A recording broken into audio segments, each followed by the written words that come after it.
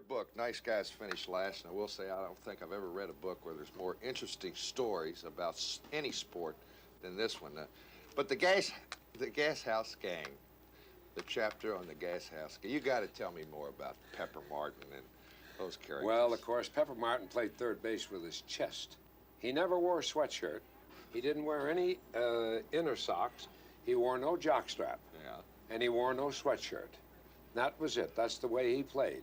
And they call him the wild horse of the Osage, and he was. When he ran, you could hear the ground shake.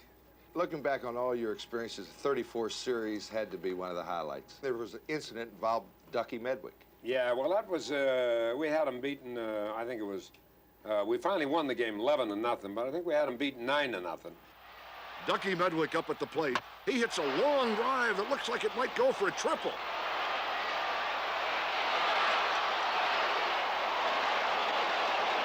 Oh, he spiked Tiger third baseman Marv Owen.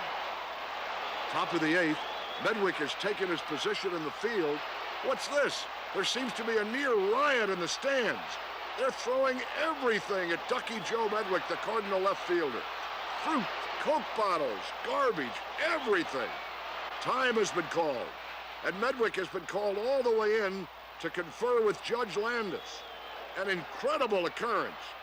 And finally, Judge Landis called Marv Owen, that's what started it, when Medwick slid into third base, and he slid high, and Marv Owen tried to step on him, and Medwick got up and took a punch at him. Now, when he goes out to left field, of course, the barrage starts, and now Landis calls him over, and I went over with Frisch to the box, and Cochran came over with Owen to the box with Bill Clem, the umpire. And Landis looked at Marv Owen, he said, "Did you try to step on Medwick?" And Marv Owen looked him right in the eye and said, "No." He said, "No, sir." And the commissioner just looked at him because everybody in the park saw it. And then he looked right at Medwick and he said, "Mr. Medwick, did you take a punch at Marv Owens?" He said, "Yes, sir." And he said, "I'll ask you one more time, Mr. Owen." He said, "Did you try to step on Joe Medwick?"